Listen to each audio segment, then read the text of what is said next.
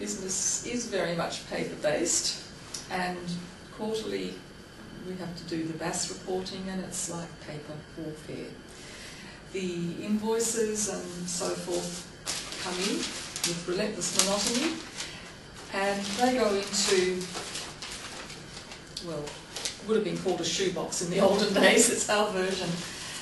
And we put our receipts in, the mail in, and it all just waits for me.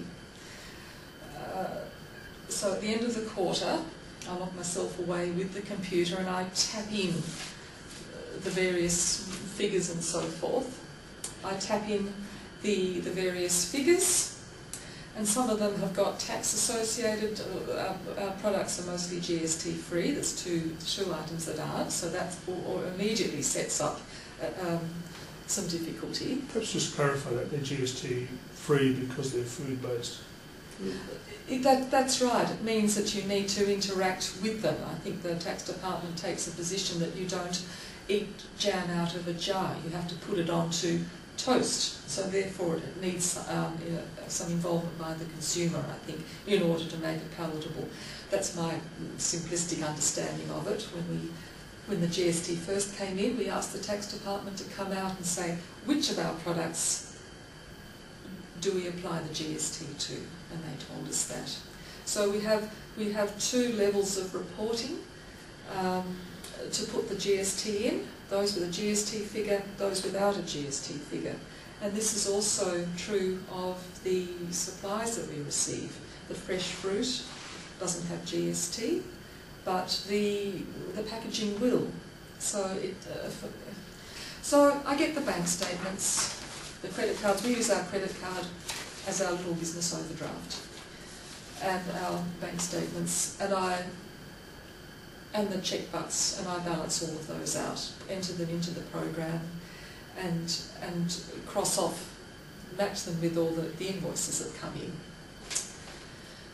And when I get to the end of all of that, the program sort of adds it all up, sort of, but I just send it off to the accountant, who rolls his eyes. I also have to, when Gennaro does a delivery, or if he sends things out by post, or when people ring us from our number on the labels, he handwrites everything in the book. So which is a constant source of amazement to most people with whom we do business, but it's just part of, everything is hand done. Many of the people, if we send things out through Australia Post, many of our customers will just put things into our bank account and they appear like, miraculously on our statements. The suppliers similarly will have some sort of automatic accounting involvement with us. So it seems to me that if we can nail that, then it would free us up tremendously for other things, because this really drains my reserves, both of our reserves.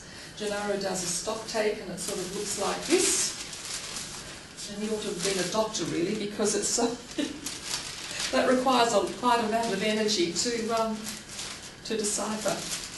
So there's a number of processes, even internally, that need to be done much more efficiently and effectively in order to make our business prosper. And although we have increasing demand from all over Australia and even internationally through the visitors that we have to the market, unless we can get on top of these very rudimentary systems, we can't commercialise. What are the payment cycles with your suppliers? Do they tend to invoice you for the goods that they've supplied to you, or do you tend to pay on the spot? It depends. The arrangement that we have with our suppliers in terms of payment will be cash.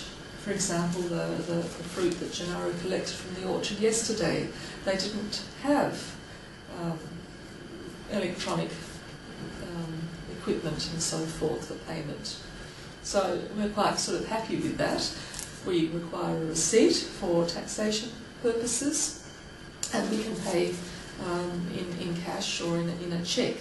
I presume also the use of your credit card is of an assistance because you've got a record. That's right. It's a big assistance because we do have that record, and that's the first thing I do when I do our books. And the cheque, when we can't pay by credit card, then we'll pay by cheque because we have that record as well.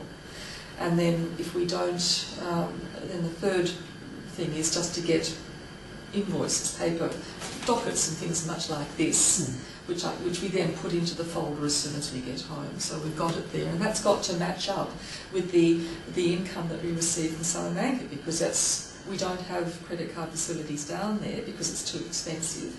So that's all cash, and then that's got to match up with the stock take and so forth. Everything's got to balance out. So if we're looking at cheque accounts, credit card accounts, cash and so forth, it becomes very unwieldy. So yep, we have cash. We have to pay in cash to some of our suppliers, and other ones will send us invoices with monthly statements, and that will vary depending on the terms of business. And I think for all of the people who supply us, we don't enter into any contracts. It's, I imagine, a very Tassie thing, and because we see all of our suppliers regularly, we have a personal relationship with them. And if, as often happens, I haven't paid the thing on time or the statement, they'll just ring up and say, you've got XYZ owing, and I'll just rattle off the credit card and it's all fine. And often a lot of those, the local businesses are run out of Sydney or Melbourne, and so I've got quite a personal relationship with those because they're always ringing me to remind me that I've got to pay their bills, but it works very well for us. I noticed these are order books. Do you also have an invoice system? Yes, we have. The paper trail, from that point of view, is very rigorous for us because it's got to balance. At least I've got that kind of a mind. If something's out, I worry about it. So I make sure that Gennaro brings home pieces of paper, or that we write things in the book as we go, so we can see what's coming in and what's going out. Because come BAS time, I'm really stuck if we don't have that. So how often do you do a stock take? And does your accountant prepare profit and loss or other forms of summary statements? Yes, he does prepare. We have to, as our partnership.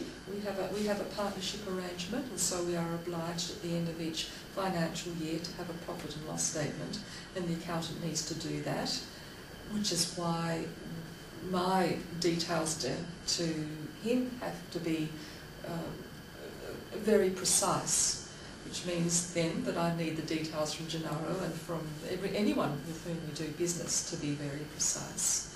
So we do that once a year for the end of the financial year. We do the BAS reporting quarterly, and I think that's the only other accounting that we have. Do you have an online presence at the moment, a web presence?